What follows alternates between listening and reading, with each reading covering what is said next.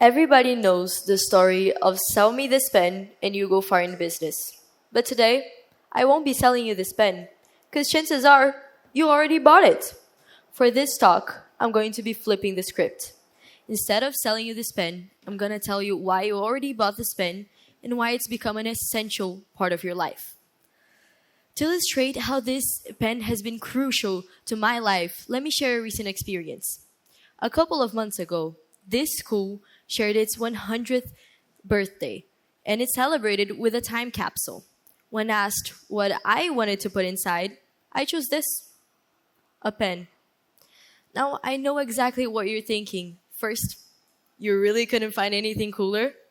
And second, why this pen? Well, this isn't just any ordinary pen. This is the Bic Crystal. No matter where you are in the world, in homes, in schools, offices, and pretty much everywhere else, you're gonna find this pen. And chances are, at some point in your life, you've used it. When you stop to think about it, this is probably one of the most successful products ever invented. Since its release in the 1950s, more than 120 billion of these pens have been sold. It has far outsold the Rubik's Cube and even the iPhone, yet it's one of the most unsung and overlooked pieces of technology ever invented. Let's admit it, it's small, cheap, and we take it for granted. Then why is this pen so remarkable? And why has its design endured for over 70 years? To truly understand how revolutionary this pen has been, we must go back in time to 1725, the beginning of the Bic pen. At that time, pens were expensive and very difficult to use. Traditional quills, like this one, were messy and had to be constantly dipped in ink. And writing was then seen as an art form, limited to those who could buy this expensive pen. Then, in 1809, came the fountain pen, which had a metallic nib and could now store the ink inside of the reservoir. Although this was an improvement, the nib was scratchy and couldn't control the flow of the ink. On top of this, this was still super expensive, costing around $150 in today's money. At the time, only 20% of the world could read and write, and this wasn't making it any easier. But at the end of the 19th century, a breakthrough was made. American inventor John Loud came up with a mechanism that fed the ink onto the paper using a small ball instead of the thin nib. He had just invented the first ever ballpoint pen. This would, in theory, spread the ink more evenly and stop it from blotching. Now, while this design worked wonderfully on surfaces like leather, it did not work on paper, always scratching it.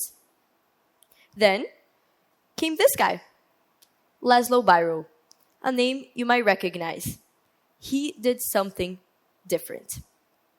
As decades went by and many tried different variations of the pen's design, no one could master the pen. It seemed impossible. If the ball was too tight, the ink would clog up. And if it was too loose, it would smear all over the paper. But Laszlo Biro did something different. While everyone else tried to change the design and fit the metal ball, he decided to ask a different question. What about the ink of the pen? See, most pens at the time used thin water-based inks, which were leaky, slow-drying, and would sink through the paper's fiber. It also relied on gravity, which of course, depending on the angle, yielded really poor results. But no one thought to change the ink. No one would already smear all over the paper. But Biro experimented with oil-based inks, which were thicker, dried almost instantly, and set on top of the paper, instead of seeping through it. This turned out to be a stroke of genius, and unlocked a unique, mysterious physical effect that caused the ink to be pulled onto the ball without gravity or any external forces. This is called capillary action. This is a very simple example.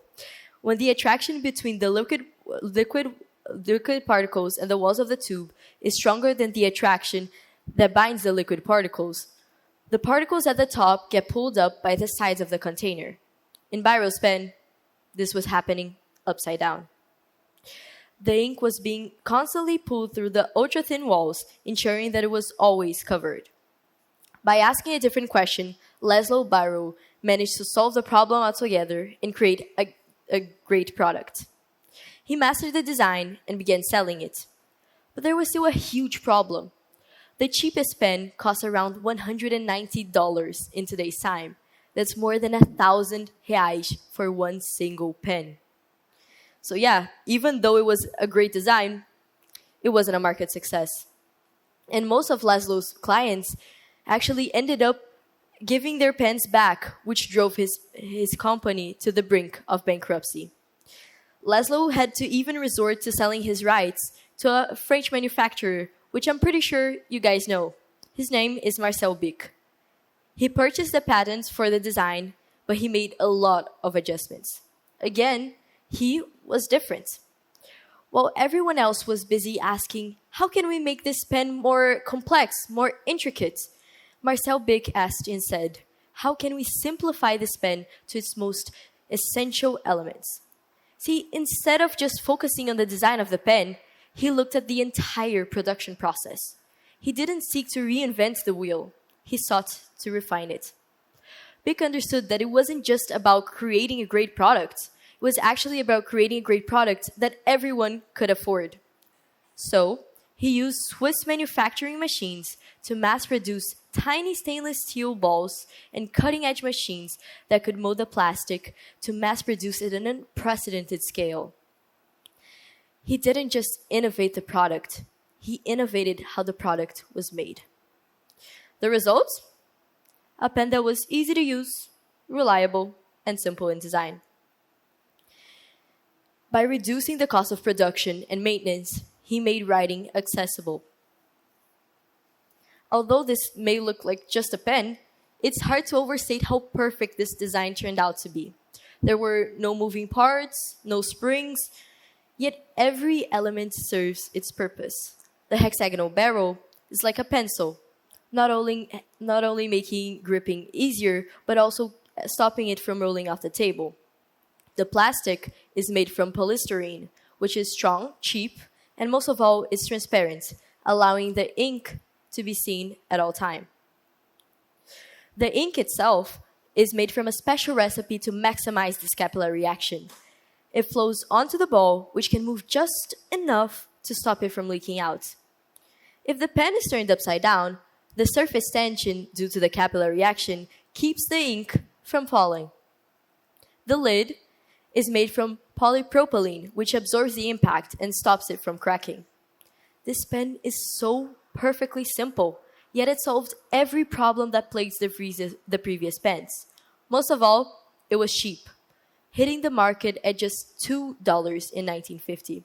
Of course, it was an instant success, selling around 10,000 units daily during its first year. Marcel, realizing how Americans were pronouncing his name, dropped the H, changing his company name to Bic. Apparently, Bic pens just didn't have the same market appeal. I wonder why.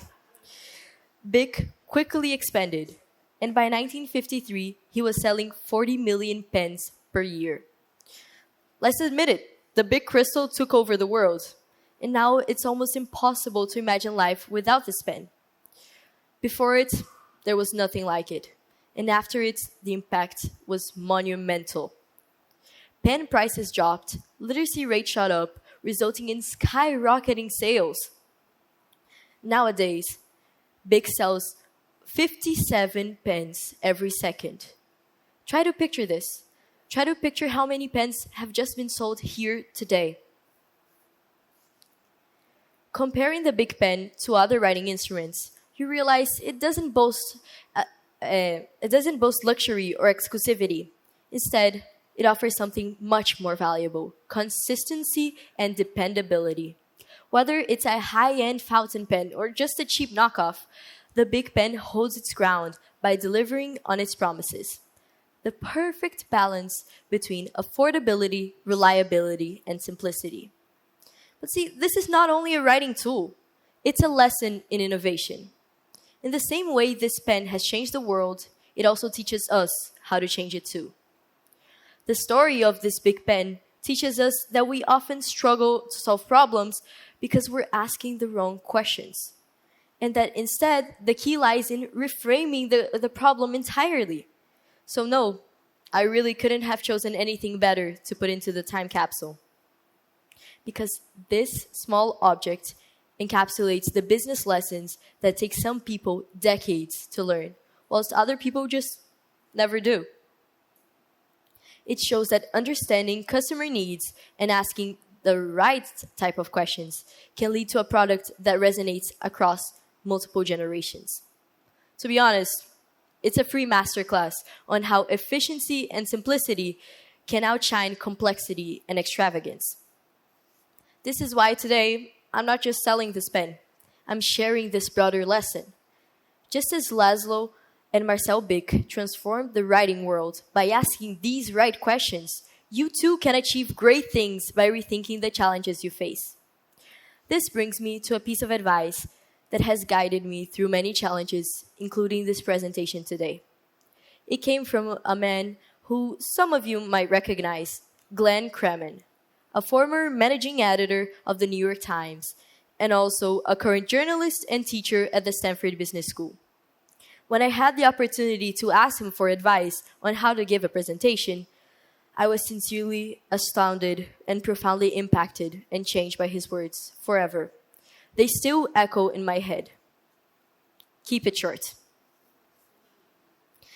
That, he said, was the best advice he could give for a truly impactful presentation.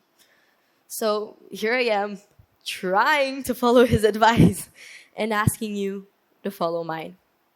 Learn from this pen. Learn from its beginning and its journey. Let it remind you that innovation doesn't always require complex solutions, but rather a clear understanding of the problem at hand. Again, in an attempt at keeping it short, let me leave you with this. Ask different questions, the right ones. Take a different path. Create your own beginning. You might find yourself changing history or creating the next most successful product. Like this pen, you can change the world one stroke at a time. Thank you.